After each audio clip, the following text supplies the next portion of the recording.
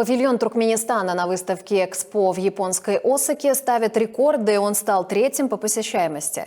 Архитектура здания наполнена традиционными символами и мотивами, а при строительстве использовались экологически чистые материалы. Экспозиция демонстрирует как инновационные технологии и достижения, так и ее историю и культуру.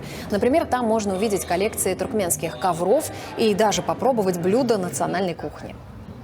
Меня поразило обилие представленных культурных ценностей и разнообразие товаров. В Туркменистане производится так много продукции. Этот визит в павильон стал для меня настоящим открытием. Увиденное здесь превзошло все ожидания. Я наглядно убедился, насколько активно и всесторонне развивается Туркменистан. Я получил очень яркие впечатления от этой удивительной страны. Всемирная выставка «Экспо-2025» продолжит свою работу в Осаке до осени.